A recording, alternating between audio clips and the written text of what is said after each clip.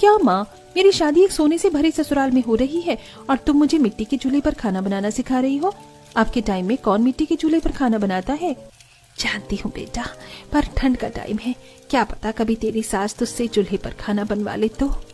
शांति अपनी बेटी को मिट्टी के चूल्हे पर खाना बनाना सिखाई रही होती है कि तभी वहां सुमित्रा खुद सोने से लदी हाथों में सोने की थाल में कुछ गहने और शादी का जोड़ा लेकर आती है। अरे वाह, मेरी बहू मिट्टी के चूल्हे पर खाना बना रही है, ये तो बहुत अच्छी बात है। वैसे मैं अपनी बहू के लिए खुद शादी का जोड़ा और गहने लेकर आई हूँ। सुमित्रा को सोने से लदा देख पूजा की बहन हैरान रह जाती है।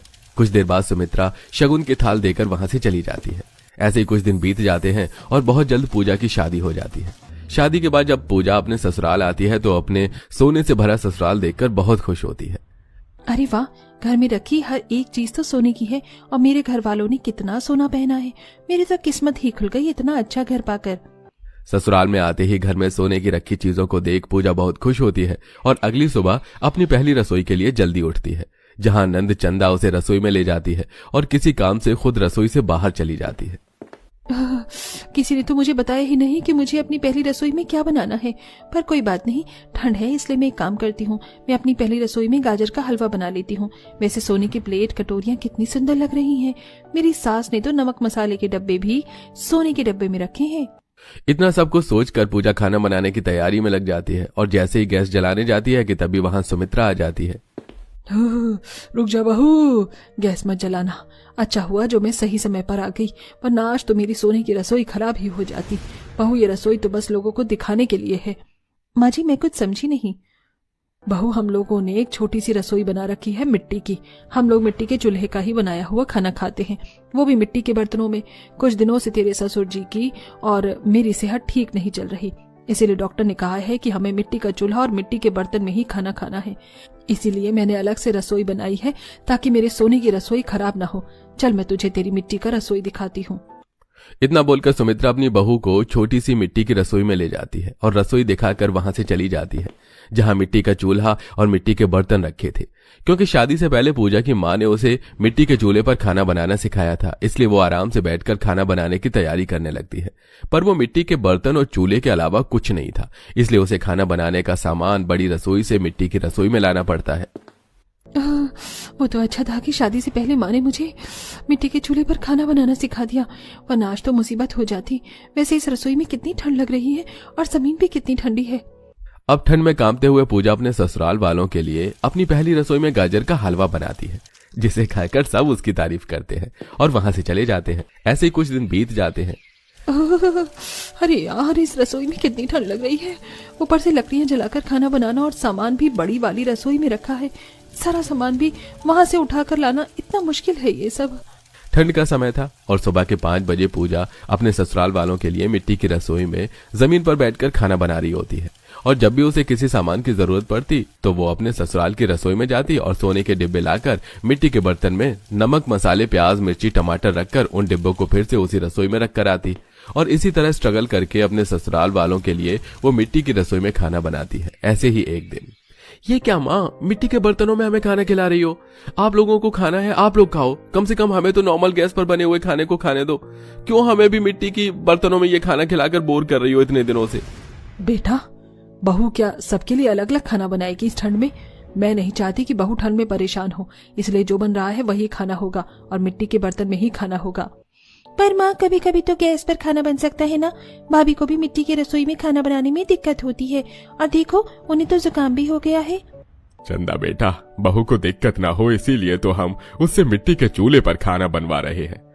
इतना बोलकर विनोद और सुमित्रा वहां से मुंह बनाकर चले जाते हैं। इसी तरह कुछ दिन बीत जाते हैं और एक दिन सुमित्रा विनोद के साथ डॉक्टर के पास जाती है और इसी बीच ठंड बढ़ने लगती है।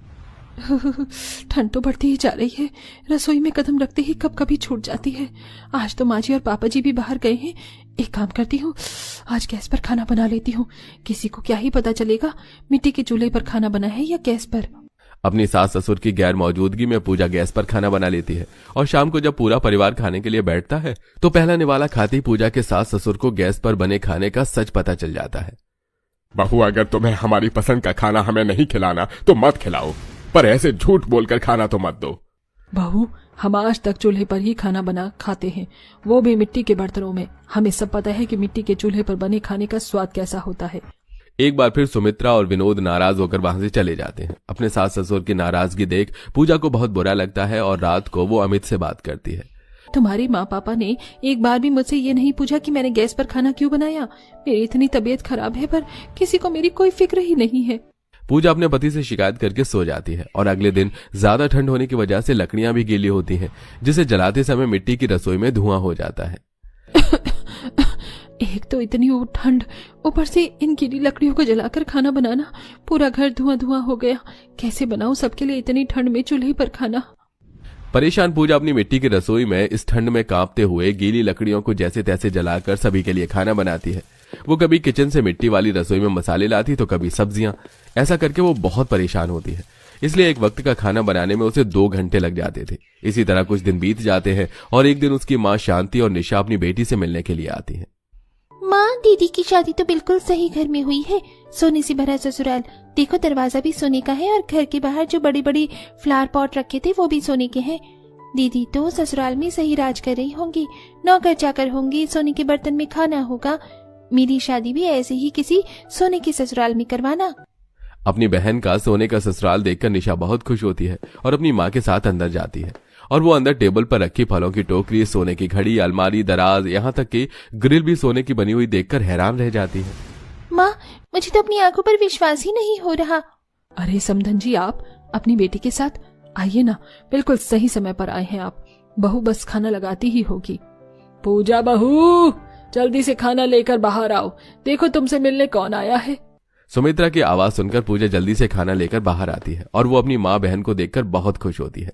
कुछ देर बाद पूजा मिट्टी के बर्तन में सबको खाना परोसती है और सभी लोग डाइनिंग टेबल पर बैठकर खाना खाते हैं। दीदी, ये क्या? यहाँ तो तुम खुद खाना बना रही हो और खाने का स्वाद मिट्टी के चूल्हे का है। इसका मतलब तुम अपने सोने के ससुराल में भी मिट्टी के चूल्हे पर खाना बना रही हो। माँ, ये क्या? हाथी के दांत खाने के कुछ और दिखाने के कुछ। मेरी शादी ऐसे सोने से भरे ससुराल में बिल्कुल मत करना। इतना बोलकर निशा मुंह बनाकर खाना खाती है और अपनी बहन से मिलकर अपनी माँ के साथ वहां से चली जाती है।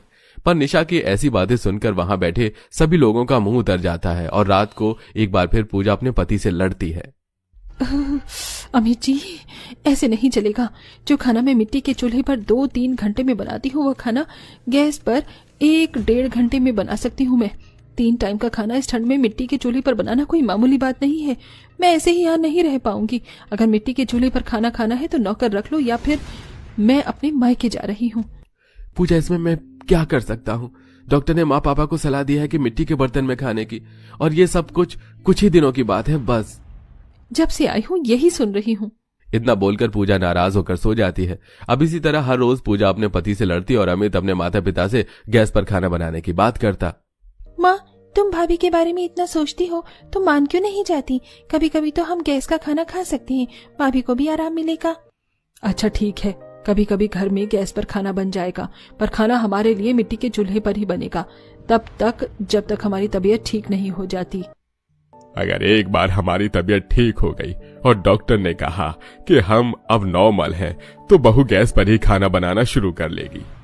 बड़ी मुश्किल से चंदा और अमित मिलकर अपनी माँ और पापा को मनाते हैं, जिसके बाद पूजा का काम थोड़ा आसान हो जाता है और अब वो अपनी साधारण रसोई में गैस पर खाना बनाती है। और धीरे धीरे बहुत जल्द सुमित्रा और विनोद भी गैस का खाना खाने की आदत डाल लेते हैं और उनकी तबीयत भी ठीक हो जाती है।